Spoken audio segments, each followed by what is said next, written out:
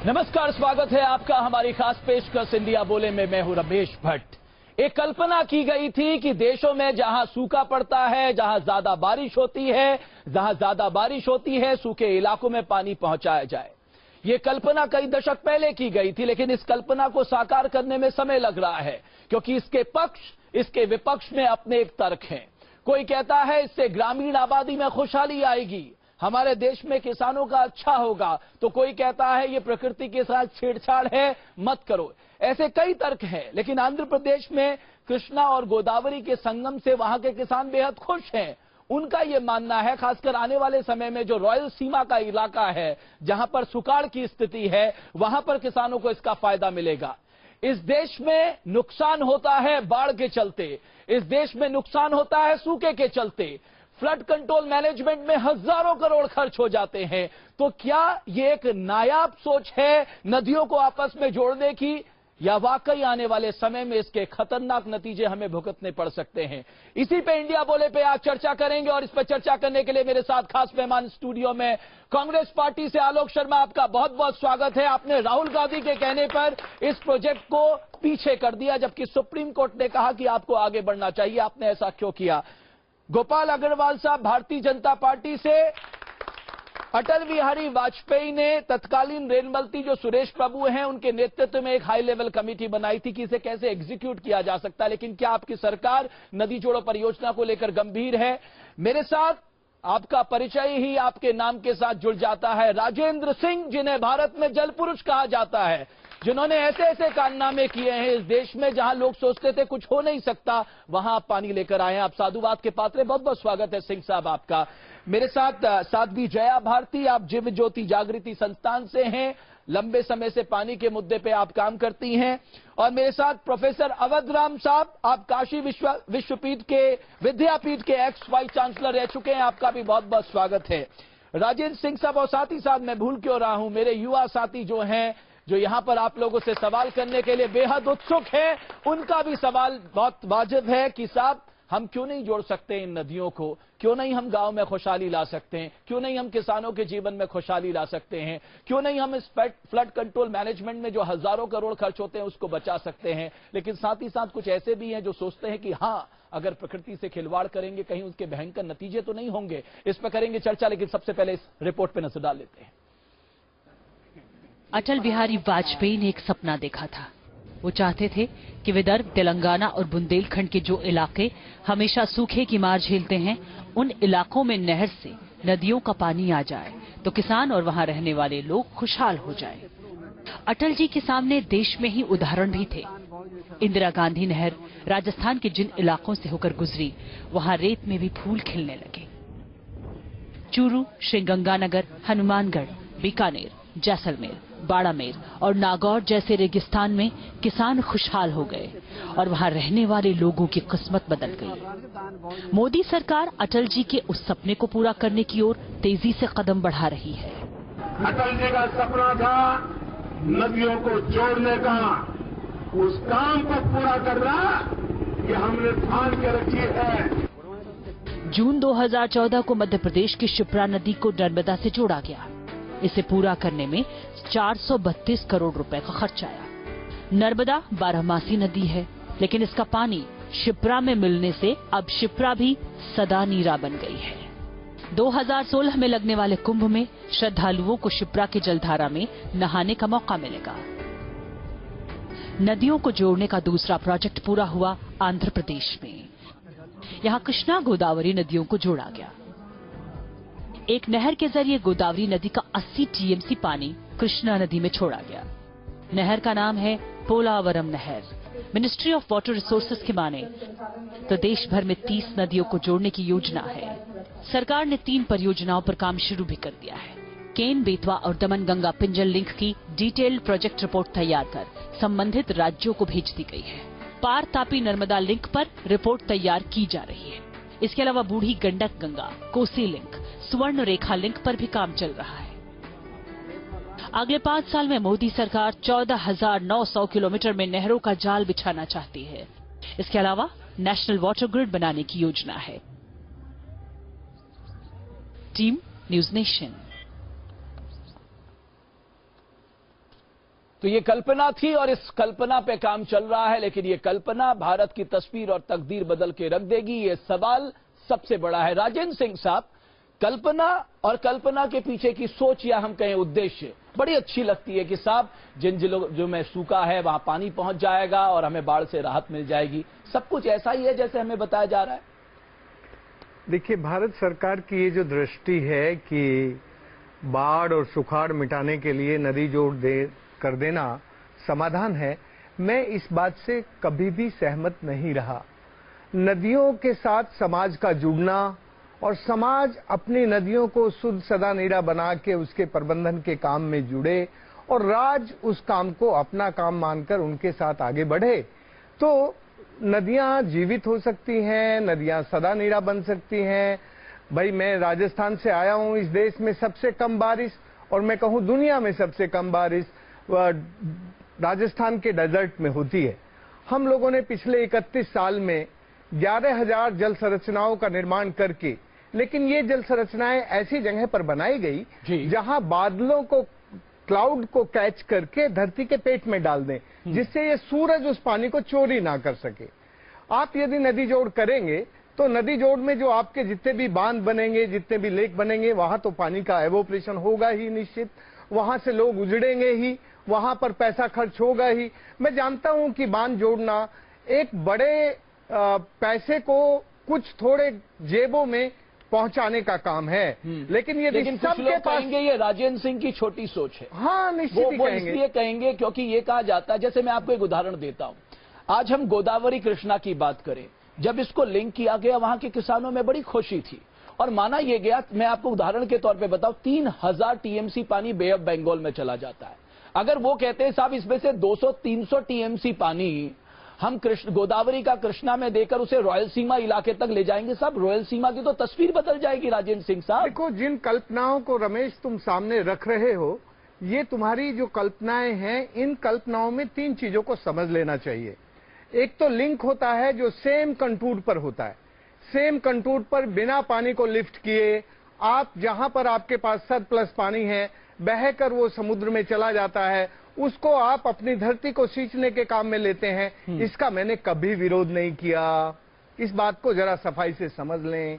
लेकिन आप जो जिस तरह के प्लान बता रहे हैं, सोच रहे हैं, आगे कर रहे हैं, जो 30 नदियों को जोड़ने का आपका प्लान है, तो ये जो लिंकिंग ऑफ द रिवर का प्लान है, वो बहुत खतरनाक है। इंटरलिंकिंग ऑफ रिवर, नदी जोड़ो परियोजना खतरनाक साबित हो सकती है। हमें सोच समझ के कदम बढ़ाने होंगे। मेरे साथ प्रोफेसर साहब भी मौजूद है। प्रोफेसर अवध राम साहब, आप इस कल्पना को किस तरह से देखते हैं? वाकई ये भारत के लिए बहुत जरूरी है, सरकार को इस पे आगे बढ़ना चाहिए?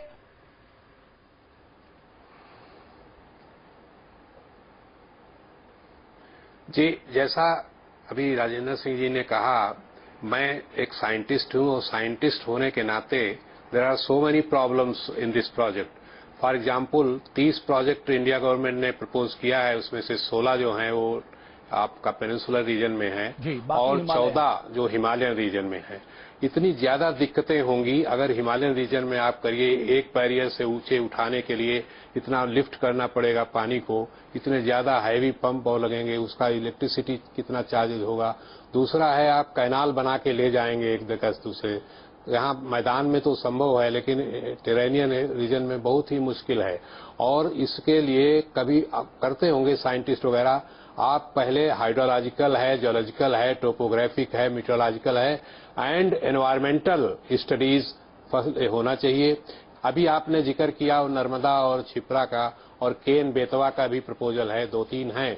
आप ज्यादा से ज्यादा ये कर सकते हैं कि जहां पर बहुत कम डिस्टेंस है बिटवीन द रिवर्स, जैसे 200 किलोमीटर, 100 किलोमीटर और प्लेन एरिया में है और पानी को ले जाने लाने में ज्यादा उसकी दिक्कत नहीं होगी, वहां तो ठीक है आप कर सकते हो। लेकिन उसके अलावा जैसे डिस्प्लेसमेंट ऑफ द पॉपुलेशन है और इकोसिस्टम है, ये सब भी देखना पड़ेगा। प्रोफेसर अवध कुमार, मैंने आपकी बात ले ली।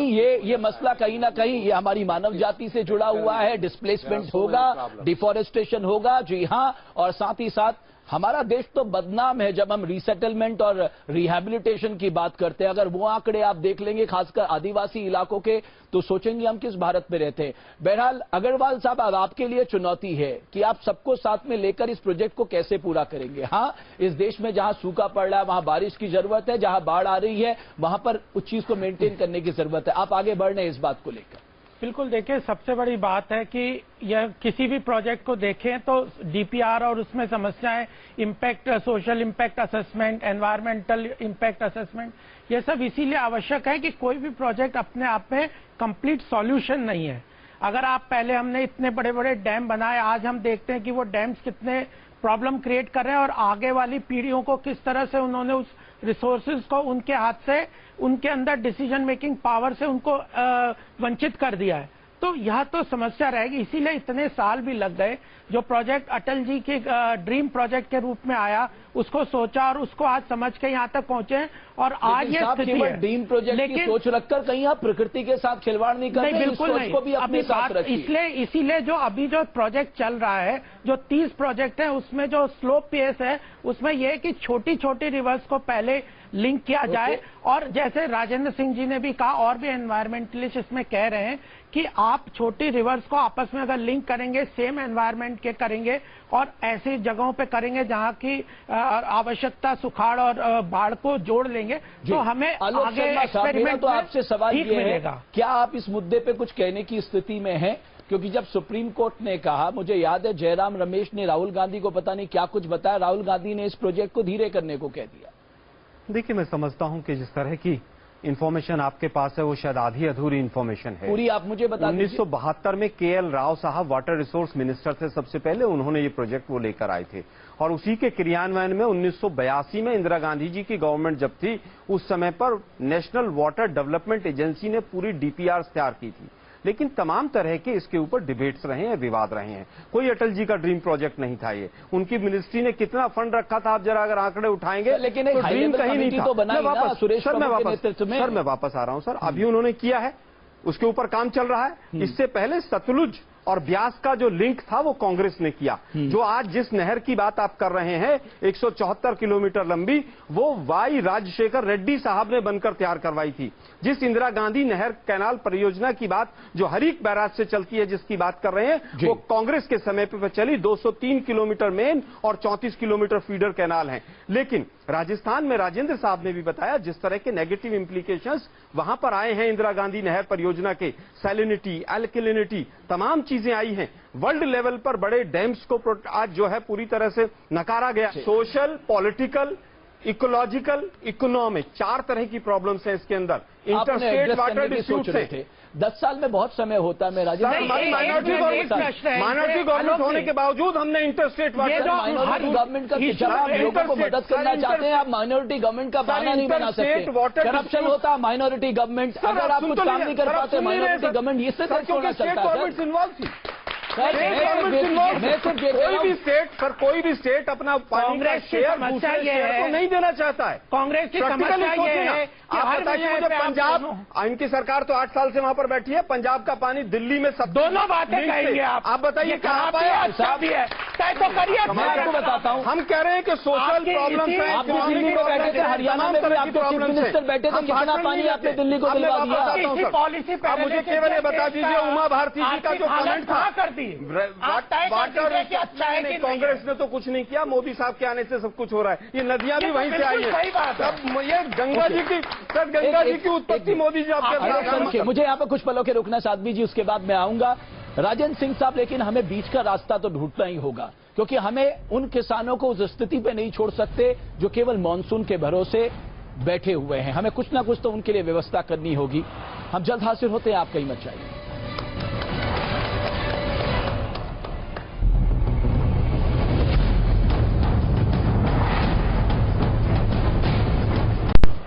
जो तर्क दिए जाते हैं इंटरलिंक के पक्ष में, उसके बारे में कहा जाता है इससे देश की गरीबी कम होगी, इससे गांव में खुशहाली आएगी, रूरल अर्बन डिवाइड में कमी होगी, बाढ़ पर नियंत्रण होगा, सूखे इलाकों में पानी पहुंचेगा, किसानों का प्रोडक्शन अच्छा होगा, हमारी फूड सिक्योरिटी को फायदा होगा। आप सोचिए 2020 में हमें 281 मिलियन टन का अनाज चाहिए, जो कि हमें एक लंबी लंबी मेहनत करनी होगी, इतने बड़े पैमाने पर अगर उत्पादन हमें अनाज का करना है, तो क्या ये इससे संभव है? साध्वी जया भारती, आपको क्या लगता है कि वाकई हम लोगों को सोच समझ के कदम रखना चाहिए, या आपको लगता है कि नहीं इसके फायदे ज्यादा हैं, हमें इस पे आगे बढ़ना चाहिए? अभी तक की चर्चा में आप लोगों ने सिर्फ नदियों की इंटरलिंकेजेस की बात की। हाँ, जो BHU से प्रोफेसर साहब थे उन्होंने जरूर हिमालयन और जो प्लेन रीजन्स है इसको सेग्रीगेट किया। ये बिल्कुल एक बहुत समझने वाली बात है कि हम देश की सारी नदियों को सेम यार्डस्टिक पर नहीं लिंक कर सकते। कुछ लोग मेरे साथ हैं जो यहाँ पर सवाल करना चाहते हैं। डॉक्टर संजय, आप कुछ कहना चाहेंगे? आपका विचार क्या है? मैं उस इलाके से आता हूं जहां पे ये कैन और बेतवा का लिंक होने जा रहा है, और जहां पे अभी तक बात की जा रही है, और वो बुंदेलखंड वो इलाका है कि जो सूखाग्रस्त इलाका है। लेकिन तमाम सारे अध्ययन और तमाम सारे स्थानीय लोगों के हिसाब से बुंदेलखंड जैसे इलाके में ये जो सुखाड़ का रिश्ता है, मैं पूरे जो पैनल में लोग हैं उनसे भी समझना चाहूंगा, क्योंकि मैं एक विषय विशेषज्ञ होने के नाते भी बताना चाहूंगा कि ये जो कैन बेतवा लिंक है ये कालांतर में बुंदेलखंड के लिए बिल्कुल उपयोगी नहीं होगा। आज स्थिति यह है कि कैन के अंदर इतना पानी नहीं रहा कि वो जहां जिन शहरों को पीने का पानी पिला रही है वहां पे लगातार, अगर आप एक रमेश जी अगर ये देखें पिछले 10 साल में जिस तरह से कैन का जो फ्लो है वो कम हुआ है और डिस्चार्ज कम हुआ है और लगातार पानी की मात्रा में कमी हो रही है। ये विकल्प सही नहीं अपना रही है सरकार। जी, और कोई मेरे साथी यहाँ पे सवाल करना चाहते हैं? जी सर, नदियों को जोड़ना ये काम एक तरह से प्रकृति के विरुद्ध है। अगर इस काम में कोई दुर्घटना हो जाती है तो आपकी सरकार उस पर क्या कदम उठाएगी? इसके बारे में क्या सोचेगी? ये इसलिए भी कहा जा रहा है क्योंकि जितने बड़े पैमाने पे ये सोच है, अग्रवाल साहब इस सोच को आप देखिए, बड़े पैमाने पे डिफॉरेस्टेशन होगा, डिस्प्लेसमेंट होगा, रिहेबिलिटेशन में खर्च आएगा, आप इकोलॉजी के साथ छेड़छाड़ कर रही। ये उन लोगों के तर्क हैं जो कहते हैं कि साहब ये इतना आसान काम नहीं जितना आप सोच के चल रहे हैं। सार्वजनिक मंचों पे भाषण देना कि साहब हम इन नदियों को जोड़ देंगे वो बात अलग है, लेकिन जमीन पे काम करने में फर्क होगा। अग्रवाल साहब, क्या इन सब चीजें इश्यूज को आप एड्रेस करेंगे? नहीं, देखिए ये जो समस्या है और जो इन्होंने सब लोगों ने बताई है और भी जो चर्चा में आ रही है, समस्या तो इस देश में किसी भी प्रॉब्लम्स में आएगी। आपको मैंने पहले भी बताया कि आखिर जो बाढ़ की समस्या है या सूखे की समस्या है, उसका सॉल्यूशन क्या है?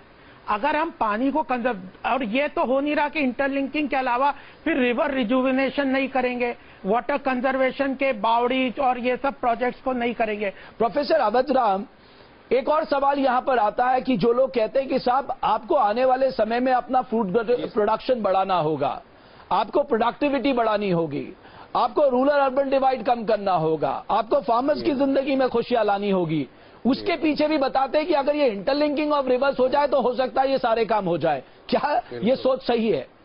नहीं साहब, ये सही नहीं है किसी हद तक, बिकॉज ऑफ सेवरल रीजंस। अब जैसे रिजर्वायर बना, मैं आपको एक चीज बताना चाहता हूँ।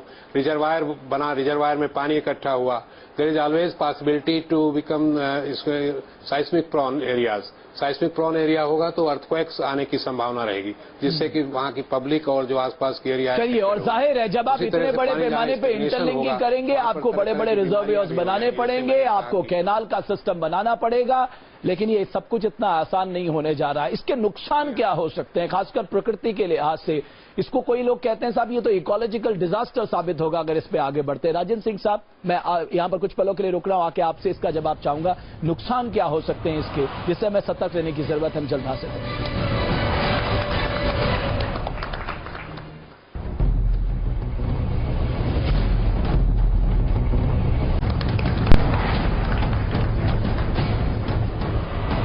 भारत में नदियों को जोड़ने की योजना का समर्थन और विरोध करने वाले दोनों तरह के लोग मौजूद हैं, दोनों के अपने अपने तर्क हैं, लेकिन सवाल यह है इन तर्कों के बीच में जो सोच है क्या वो सही है? अगर वो सोच सही है तो हमारे पास क्या कोई और रास्ते हैं? ये भी हम राजेंद्र सिंह साहब से जानेंगे, लेकिन सबसे पहले रिपोर्ट पर नजर डालते हैं। यूपीए सरकार के दौरान सुप्रीम कोर्ट ने सरकार से कहा था वो नदियों को जोड़ने की योजना को समयबद्ध तरीके से पूरा करे, लेकिन ये काम आसान नहीं है। एक अनुमान की माने तो सभी 30 नदियों को जोड़ने में करीब 5 लाख करोड़ रुपए का खर्च आएगा। इस योजना का समर्थन करने वाले कहते हैं कि भारत में हर साल करीब 5,000 करोड़ रुपए सूखे और बाढ़ के नाम पर खर्च हो जाते हैं। इस योजना के पूरे होने पर 25 करोड़ हेक्टेयर में अन्न का उत्पादन बढ़ेगा, जिसकी कीमत करीब 20 लाख करोड़ रुपए प्रतिवर्ष होगी। कि समाज में जो वातावरण है वो नदियों को जोड़ने के पक्ष में है, लेकिन नदियों को जोड़ने के पक्ष में जो समाज में वातावरण है उस पर बुद्धिजीवियों की कुछ आशंकाएं हैं, खास करके जो पर्यावरण से जुड़े हुए बुद्धिजीवी हैं और भारत की प्रकृति के भविष्य से जो जुड़े हुए बुद्धिजीवी हैं उनकी कुछ आशंकाएं हैं। योजना के विरोधियों का तर्क ये भी है कि हर नदी का अपना प्रवाह होता है, उससे छेड़छाड़ बड़ी आफत को न्योता देना होगा। नर्मदा का पानी 50% से कम हो चुका है, जमुना का पानी 25% पे आ गया है। तो ये नदियां जो हैं, इन नदियों को बहुत बड़ा खतरा हो रहा है और ये जो प्रोजेक्ट बने गए हैं ये अभी आप देखेंगे कि इनका लाभ होगा या इनसे नुकसान होगा। नदी जोड़ने की इस योजना का कई राज्य सरकारें भी विरोध कर रही हैं। उनका कहना है कि इस परियोजना से न सिर्फ नदियां सूख जाएंगी बल्कि बड़े पैमाने पर पर्यावरण संबंधी तबाही भी होगी। Team news nation. तो राजेंद्र सिंह साहब, ये जो फायदे आपको दिखाई दे रहे हैं, आपको इनमें भी संशय नजर आता है? आप नहीं चाहते कि गांव में सिंचाई हो, आप नहीं चाहते किसानों के घर में खुशहाली आए, आप नहीं चाहते कि ग्रामीण अर्थव्यवस्था में मजबूती आए? आप जो कह रहे हैं कि मैं नहीं चाहता, मैं वही चाहता हूं। किसानों के घर में, गरीब के पास पानी हो, किसानों के घर में सब कुछ आए, और इसीलिए मैं इस बात से चिंतित हूं कि नदी जोड़ किसानों के पक्ष में नहीं है और नदी जोड़ भारत के लिए सही में बहुत ही घातक सिद्ध होगी। और आप जानते हैं कि मैंने तो अपने 31 साल केवल बादलों से निकली पानी की बूंदों को पकड़ के धरती का पेट पानी से भर के नदियों को पुनर्जीवित करने का काम किया है। अरवरी नदी, सरसा नदी, भगानी, जहाजवाली, साबी, महेश्वरा और ऊपारेल, ये सातों नदियों में अब पानी रहने लगा और जो लोग दिल्ली जैसे शहर में उजड़ के आ गए थे वो अपने जगह पे जाके खेती करने लगे। मुझे लगता है कि देखो, मैं नदी जोड़ का विरोधी या बांध का विरोधी, मैं कोई आंदोलन करने वाला विरोधी आदमी नहीं हूँ। इसलिए मैं ये कह रहा हूं कि इस देश में गरीब से गरीब को पानी का मालिक बना के रखने का काम नदी जोड़ नहीं है।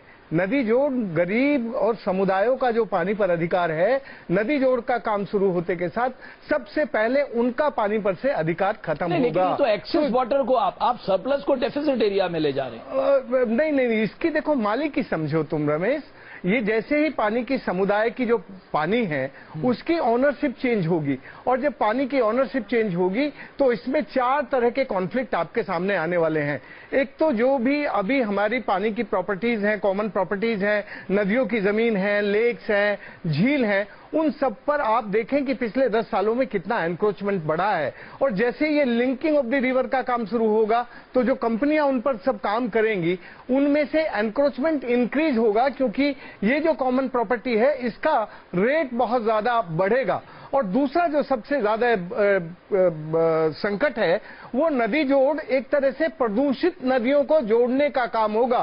प्रदूषण से जुड़ जाएगा। लेकिन और मैं ये कह रहा हूं जो नुकसान हमें गंगा बेसिन और ब्रह्मपुत्र बेसिन से होता है सालाना, उससे बचाव का तरीका फिर है क्या? उससे बचाव का तरीका तुम्हारे पास केवल ये है कि नदियों के साथ समाज को जोड़कर जहां पानी बरसता है उस पानी को धरती के पेट में डाल दो, तो ऊपर से इरोजन नहीं आएगा, पानी नहीं आएगा और बाढ़ का क्षेत्र नहीं बदलेगा। वो पानी जो धरती का पेट खाली है उसको पानी से भरने की जगह मिल जाएगी और उससे आप सिंचाई कर सकेंगे। साध्वी जी, आपका जवाब। आपने फ्लड मैनेजमेंट की बात सीधा की है कि जहां पर एक्सेस वाटर है, लेकिन हम जहाँ पे ये रिवर लिंकेजेस की बात करते हैं तो किसी भी जगह पे पूरे साल बाढ़ नहीं आती है, कुछ महीने पानी एक्सेस में हो जाता है। तो हमें पहले तो ये अपने आप से पूछना पड़ेगा कि क्या हम सीजनल डाइवर्जन ऑफ वाटर के लिए पूरा इंफ्रास्ट्रक्चर तैयार करेंगे, पहला प्रश्न। दूसरी प्रश्न ये है कि क्या फ्लड मैनेजमेंट के कोई और तरीके हैं। दूसरी चीज ये है कि क्या वहाँ पे जो लोकल रिजर्वॉयर्स हैं उन एरियाज के जहाँ पर ये पानी बारिश का एक्सेस में फ्लड में जाता है, क्या वो चैनल्स तो डिस्टर्ब नहीं हुए हैं जहाँ पर बाकी जो रिजर्वॉयर्स हैं वहाँ पर पानी डाइवर्ट होना चाहिए था? अगर वो सब हो गया है, उसके बाद एक्सेस पानी है, उसके बाद आपको लगता है कि और कोई रास्ता नहीं बचता है, तब जाकर के आप नियरेस्ट और जो नेचुरल फ्लो में, एक तो नियरेस्ट रिवर हो और जहां पर आपको कोई पंप करके या किसी और अननेचुरल तरीके से पानी नहीं ले जाना पड़ रहा है, जहां नेचुरल फ्लो में रिवर कनेक्ट हो सकती है क्लोजेस्ट, वो की जानी चाहिए। मैं आप दोनों के पास आ रहा हूं। अवध राम साहब, प्रोफेसर साहब, मुझे सिर्फ ये बताइए, आपके जीवन में या आपके जहन में कोई ऐसा उदाहरण आता है हमने नहरों के जरिए जो सिंचाई का काम शुरू किया उससे नुकसान देखने को मिला है, या कोई ऐसा एग्जाम्पल जिसके सहारे आप ये साबित कर सकते हैं कि साहब ये जो इंटरलिंकिंग ऑफ रिवर्स की जो सोच हम लेकर आ रहे हैं ये खतरनाक साबित हो सकती? नहीं साहब, खतरनाक तो अब उस सेंस में हम कैसे बताएं, लेकिन यह है कि बहुत फीजिबल नहीं रहेगा जितना ये प्रोपोगेंडा किया जा रहा है कि इतना नुकसान हो, इतना फायदा होगा। जो हमारे यहाँ बरसात होती है आलोक शर्मा साहब, वो ईस्टर्न और नॉर्थर्न रीजन में ज्यादा होती है। इसका मतलब वेस्टर्न और सदर्न रीजन जो है आपका कमजोर पड़ जाता है। तो आप इस रीजन से एक्सेस वाटर जो है वो इस दूसरे रीजन तक ले जाएंगे तो कहीं ना कहीं वहां तो आपको फायदा मिलेगा। ये सोच गलत है। एक नहीं देखिए, और जो प्रॉब्लम्स हैं, जितने भी प्रॉब्लम बताएं उनके सॉल्यूशंस तो निकल सकते हैं। जैसे इन्होंने कहा कि बारिश के दिनों में एक्सेस वाटर है तो सारे साल थोड़ी ले जाएंगे, ये तो हाथ में ना कब आप उसको ट्रांसफर करेंगे। आज कैनाल्स में, जैसे आपने भी प्रश्न किया, कैनाल्स ने इस देश में खुशहाली बात, आपका इतना बड़ा एरिया अनइरिगेटेड है। किसान और रूरल एरिया में सबसे बड़ी प्रॉब्लम सोल्यूशन ये है कि आपको इरिगेशन देनी पड़ेगी। मॉनसून पे जो हमारी इतनी डिपेंडेंस है वही तो हमारे देश की सबसे बड़ी समस्या है। प्रधानमंत्री ग्रामीण सिंचाई योजना शुरू तो किया, क्या उसमें भरोसा नहीं है क्या? जो गवर्नमेंट सिंचाई योजना में ही तो ये पार्ट होंगे, अब केवल ग्राउंड लेवल से, ग्राउंड वाटर से। मैं आ रहा हूँ आपके पास, कुछ हमारे साथी यहाँ पर सवाल करना चाहते हैं। जी सर, जो है जहाँ पे प्लेन एरियाज है वहाँ तो ये काम हो सकता है। अगर वहाँ से उन किसानों को पानी पहुँचाया जाए जो सुसाइड कर रहे हैं, बैंक लोन नहीं दे पा रहे हैं, तो प्रोडक्शन भी बढ़ेगा पानी की वजह से, और वो प्रोडक्शन हिली एरियाज में उनको दे दिया जाए तो ये भी तो फायदा हो सकता है। जी हो सकता है, नहीं होएगा। मैं आ रहा हूँ सर। हर साल आप देखते होंगे कि लगभग अभी हमारे जो किसान हैं अभी भी लगभग 70% किसान जो हैं वो अभी भी नेचुरल जो वर्षा होती है उसी पर डिपेंडेंट हैं। मगर अभी हम लोग के पास जो एग्जांपल्स हैं, कृष्णा और गोदावरी नदियों को जोड़ दिया गया है, उससे फायदा हो रहा है। तो क्यों नहीं इस प्रोजेक्ट को इस तरीके से लेके आगे बढ़ा जाए कि जो सुसाइड हो रही है और जो फूड वेस्टेज हो रहा है, स्टोरेज बढ़ेगा, ये सब चीज होगा तो इसमें आगे बढ़िए। आलोक शर्मा साहब, आप जवाब दे दीजिए इन सब बातों। 4-5 सवाल आए हैं, बहुत साफ गोई से जवाब देना चाहूंगा। हिंदुस्तान ट्रॉपिकल कंट्री है। आप ये नहीं सोच सकते कि हमेशा पूरे साल बराबर बारिश रहेगी और किसान खुशहाल रहेगा। हिंदुस्तान का जो इरिगेटेड लैंड है वो 60% ऐसा है जिसके अंदर आप ग्राउंड वाटर के अलावा किसी चीज के ऊपर डिपेंडेंट नहीं रह सकते हैं। कंटूर्स की बात जो राजेंद्र जी ने कही, ग्रेडियंट जहां पर स्टीप नहीं है वहां केवल आप इस तरह की योजनाओं को मंजूरी दे सकते हैं। जो डोनर रिवर है वो उसकी इकोलॉजिकल बायोडायवर्सिटी पर इतना नेगेटिव इंपैक्ट पड़ेगा। जो भी 4-5 योजनाएं कांग्रेस के समय पे आई हैं वहां पर ग्रेडियंट स्टीप नहीं था, चाहे वो आप वैगई का और पेरियार का एग्जांपल ले लें। Sir 2 minute. जहां तक बात बीजेपी की है, झुंझुना थमाने वाली बात है। केवल बीजेपी आ गई है, तमाम चीजें हो गई, हवा में हो रही है सर। अमेरिका में भाषण देंगे और यहाँ लीवर लिंकेज हो जाएगा। राजेंद्र सिंह साहब, साध्वी जया जी, अगर ये डीपीआर में देख रहा था केन बेतवा की जो ज्यादातर एक्सपर्ट ने जो अपने कंसर्न जताए हैं, उसमें मैंने देखा कि जो रिहैबिलिटेशन एक बहुत बड़ा मुद्दा है।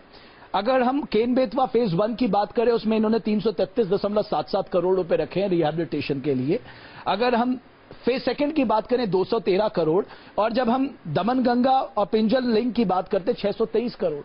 यानी साध्वी जी, जब डीपीआर बनाई जा रही है तो सरकार इस बात का ध्यान रख रही है कि जो डिस्प्लेसमेंट होगा उसको तो कम से कम हम सही जगह से रिहैबिलिटेट करें। देखिए, मैं इस चीज में बिल्कुल भी आई एम नॉट डिनाइंग, जो सुरेश प्रभु जी के निर्देश में जो पूरा का पूरा असेसमेंट हुआ है उसमें पर्यावरण को लेकर के, डिस्प्लेसमेंट को लेकर के, और साथ ही साथ जो पेयजल और सिंचाई के लिए जो जल चाहिए, इन चारों चीजों पे बहुत गहराई से उन लोगों ने डिटेल्ड रिपोर्ट सबमिट की है। एंड आई थिंक उसमें काफी एग्जॉस्टिवली और एक्सटेंसिवली कवर किया गया है। We should give credit to that. However, मैं जिस बात पर यहाँ जोर देना चाह रही हूँ, पहली 2-3 चीजें जो हमें पूरी की पूरी, हम लोग को कुछ मुद्दों को आइसोलेशन में नहीं देखना है। आपको ये देखना है कि अगर हमें रिवर लिंकेजेस करनी है तो हमें फ्लैट डिनायल नहीं करना है कि जी नहीं, बिल्कुल हम इसके अगेंस्ट हैं, हम नहीं जा सकते। ऐसा नहीं है। कहीं जगहों पर बहुत ज्यादा जरूरत है, जैसा उन्होंने प्रोफेसर साहब ने बताया कि जहां छोटे एरियाज हैं और जहां पर नेचुरल फ्लो में, जहां मैं बात कह रही थी, यानी कि आपको पंप ना करना पड़े पानी। हमें प्रैक्टिकल होना पड़ेगा। साध्वी जी, मैं इसलिए कह रहा हूँ, तमिलनाडु कर्नाटका की नहीं सुनता, केरला आंध्र प्रदेश की नहीं सुनता, हरियाणा दिल्ली की नहीं सुनता, हरियाणा पंजाब की नहीं सुनता। जब राज्यों में पानी के बंटवारे को लेके कंसेंसस नहीं हो सकता, आप इतना बड़ा सपना क्यों देख रहे हैं? अलग अलग है रमेश जी, वाटर डिस्प्यूट जो है, water is A union subject, water is a concurrent list subject, दोनों राज्य और स्टेट दोनों के आपस में। आलोक जी, इसीलिए सुप्रीम कोर्ट ने जो कावेरी रिवर वाटर डिस्प्यूट था, सुप्रीम कोर्ट में 69 साल तक चला है सुप्रीम कोर्ट के अंदर। मैं केवल बीजेपी के जो प्रवक्ता महोदय हैं, इनका तो केवल कहना है साहब हो गया, सब कुछ हो जाएगा, अमेरिका से पैसा आ रहा है। पटेल जिन्होंने भाषण दिलवाए थे मोदी साहब के, पटेलों ने मेडिसन स्क्वायर पे, वो पैसा वापस मांग रहे हैं। खैर वापस आते हैं, 1300 करोड़ का कैचमेंट एरिया डेवलपमेंट प्रोग्राम और integrated catchment area development programme 1988 में शुरू हुआ था, अभी जो और उसके रिजल्ट्स आए। एक मिनट आलोक शर्मा साहब, राजेंद्र सिंह साहब ने कहा कि आप पानी को बचाने के लिए क्या कर रहे हैं, उन्होंने एक एग्जाम्पल दिया, लेकिन क्या हमें पूरे देश में इसको कर सकते हैं राजेंद्र सिंह साहब? क्या ये हमारे लिए अच्छा विकल्प साबित हो सकता है? पूरे देश में बहुत अच्छे से कर सकते हैं। 3 बातों को समझ लेना चाहिए कि इस वक्त जो भी हिंदुस्तान में community driven decentralised water management का मॉडल है, पिछले 10-12 सालों में वो ही सफल हो रहा है। एक जमाना था जब हमारे पास बहुत सोर्स थे, तब हमने राजस्थान को गंगा का पानी दिया, हमने बहुत सारा पानी हमारे पास था, हमने दिया। लेकिन अभी हमें अपने स्टेटस को समझना पड़ेगा। हमारी जो पॉपुलेशन जिस तरह से है और उसकी डिमांड जिस तरह से बढ़ गई है, क्या उस डिमांड को हम पुराने तरीके से सप्लाई कर सकते हैं क्या? अब वो पुराना जमाने का पानी हमारे पास नहीं है, उस सिस्टम से ये सप्लाई नहीं हो सकती। लेकिन ये जो नदी जोड़ है, ये नदी जोड़ उस पुराने सिस्टम से भी ज्यादा भयानक है और कई मायने में भयानक है। देखो, मैं नदी जोड़ का विरोधी, आप मानते हो तो मान लें, लेकिन मैं नदी जोड़ शब्द का विरोधी नहीं हूं। मैं हमेशा कहता रहा हूं कि नदियों के साथ जब तक समाज नहीं जुड़ेगा, अपनी समस्याओं के समाधान में समाज को आप भागीदार नहीं बनाएंगे, सरकार कुछ भी कर देगी तो वो नहीं चलेगा। राज और समाज, पानी मिलेगा तो समाज तो बढ़ेगी, राज और समाज दोनों मिलकर इस काम को करेंगे तो होगा। बस रमेश भाई 2 बात सुन लीजिए। एक तो ये है कि यदि भारत को अपने इस बाढ़ और सुखाड़ का इलाज करना है तो ये जो फ्लो है हमारा, उसको स्लो करना पड़ेगा। बाढ़ और सुखाड़ ये एक ही सिक्के के 2 पहलू हैं। यदि ऊपर बरसने वाला पानी ऊपर से ही धरती के पेट में इरोजन नहीं करते हुए नीचे की तरफ धीमे धीमे फ्लो करेगा तो आपकी नदियों के ई फ्लो बढ़ जाएंगे, और जो नदियां अभी सूख रही हैं, बेपानी हो रही हैं, मर रही हैं, वो नदियां शुद्ध सदा नीरा होकर बहने लगेंगी। इसलिए जो भी इस वक्त हमारी वाटर बॉडीज पर एनक्रोचमेंट हो रहा है, उस एनक्रोचमेंट को रोकने के लिए सरकारों को आइडेंटिफिकेशन, डिमार्केशन और नोटिफिकेशन करके सारी जमीनों का, पानी का, कहां ये पानी के स्रोत हैं, ये बताना चाहिए। नहीं तो ये अब हमारे हाथों से जाएंगे। मुझे यहाँ पर कुछ पलों के रुकना है। मैं आप सभी मेहमानों से चाहूंगा कि हमारे देश में इस समस्या से निपटने का, खासकर जो सूखे वाली एरिया है या आपके फ्लड के चलते हजारों करोड़ रुपए आप हर साल आप खर्च करते हैं फ्लड मैनेजमेंट के लिए या सूखाग्रस्त इलाकों के लिए, जो भी आप सहायता देते हैं, उस पैसे को बचाने के साथ साथ कुछ जो प्रैक्टिकल सॉल्यूशन है इस देश में जिसको हमें आगे बढ़ाना चाहिए, क्या सरकार उस पर आगे बढ़ रही है? हम जल्द हासिल होते हैं।